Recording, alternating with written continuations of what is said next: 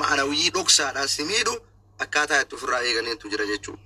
Sii galee kanaaf haasida rabbiin hundarraa haa eegu wanni waa balleessaa haasida beeta atama miskiina waa takka hin beetu an sirri si beekam akka nama si waliin jiraateetitti akka nama si wajjiin nyaatee dhugeetitti akka nama si wajji taa'ee waan kee beekuu tokkotti qalbiin tee baay'ee tokko miskiina yaani bakka irraan beeytu woma eegana baniin aadamtuun itti jirtu qubaan qabduu yooti irraa duudaadha gurri kee waan kanarra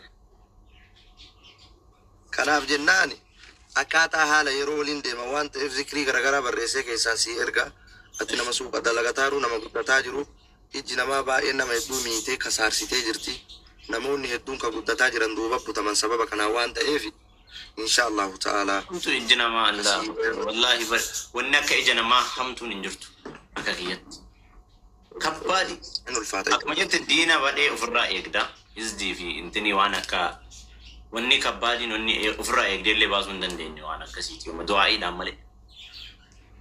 Fakkeenyaaf nama suuraa namaa maxxansee arrabsu sunni nameen hin qabu.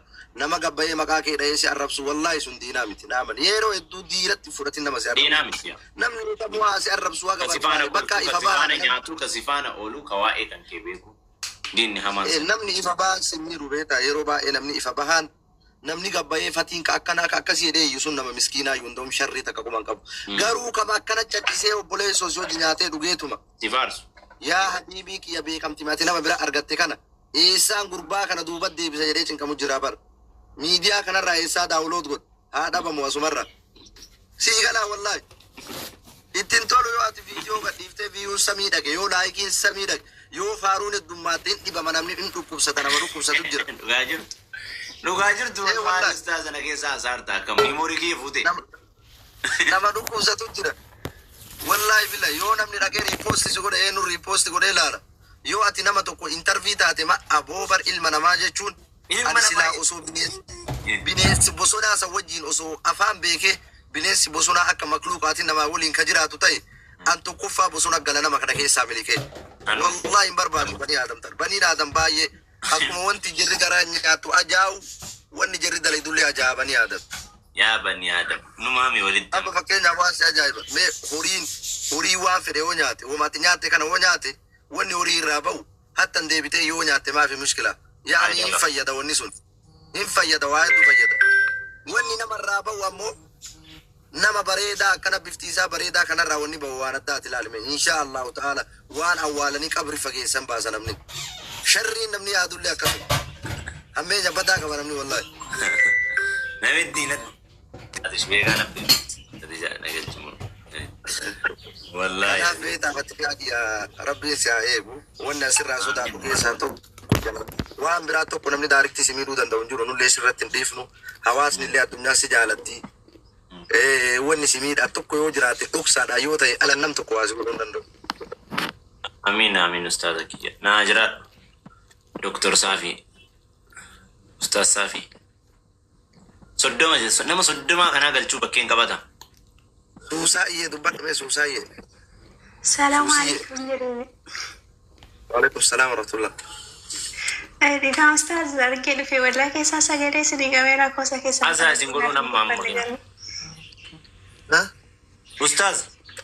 Keessaan isinii seenee isin Anka jedhu. wasaabbiidhaan alaan dubbanne. Anka jedhu.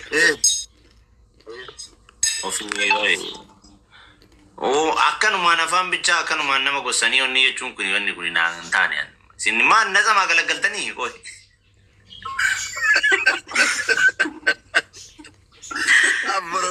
Maraatuma si ka'e. Kunoo kanaa barsi ol deemaa osuma ta'etu nagahumaan. Maal jettamee suusaa yoo dubbadhu? Wallaahi laziin Isa keessaa qabadhee keessaan isinii seenee wasaabbiidhaan alaan dubbanne. Haa isiniin jedha jechuudha. Eessa jirtanii dhufaa jirtanii? In dubbadha suusaa iyyee inshallah namni bahareen keessa tanfatii jabeessaa namni kun nama hammeenya hin qabne hin jarjara malee amma hin jarjara fatii wanni irraa beekuu qabdani xiqqoo hin ariifata shabaaba lafaa dhufu maarshii shantamaan deeme ila shantamaan danda'uudha qabdan obsu isinirra jiraata. Ustaazinni tafsira Rakkoon qabu dandeenya. Isin dhufaa jirtamoo as jirtanii? isaan bakka maraan deeman. Dubaay jira. Dubaay jira. Osoo suuqatee san taa'ee manaa mayikee Dubaay hin jiraatte aboo dhufee. achi dhufaa manaa hiikataa bitu manni uffata kan. Dhugamaan banna kaamma dhiyenna kanatti illee waa yaanname. Ustaaz anatu. Akka garana deebitu ta'e. Akka garana deebitu ta'e. Inshallah. Du'a wayii qabdillee. Assalaamu alaikum. Eshi bakka sagalee keenyaa dhageeffadha. Asumarraa illee mana wayyoo himadhee garuu. Himadhu shi. Abbaan manaa ayyama haa gaafatu. Aayimatan. Keessaa na dubbisi mattee gaafa kaate. Mucaan jinni qabaate tooban nama darbaa beektaa yoo. Mee waa darbaa ana waa kennaa isaa gaafadha gaafii wallahi lazim waa kenni filaaworii. Isaa ababaa kennaa waa feetan kennaa. Wallahi ayya dubbadhu suusaa akkasumas malee isin seensisu wallahi lazim. Ayyaa saagaadhatuma wallahi yeroo baay'ee jechuudha. Argina ijoo adar. Bofa kanatti wala cinqaa beektanii ofirraan dadhabaa. Bofa manna sama gaafattee baatu wallahi nama seensisu namarraa nama nasaa gaafatu. Gaafadhu suusii. Kazani yeroo tokkos jechuudha boofni jechuudha magaalaa gubbaarraan barbarroo kun jiqilee kiyya kanarraan na dhoo'ee jechuudha harkaan natti siinii ture yeroo baay'ina naannessaa jechuudha yoo kanas deebi'ee jechuudha boofa guddaa wayitiin yeroo duraa dubartii wayii jechuudha akka suphee fakkeenya dhoqqee irraa waan akka gombisaan naannoo hojjetamu kana hojjetti taa'ee ilaalaa obboleessa kootitti ergadhe jedhee isaa ittiin. Isa kana dhooftee kaatee lamu kufa guddaa wayii lafarra looyaa dugda isaa kanarra keessa sodaadhee obboleessa keetti maramee ta'a.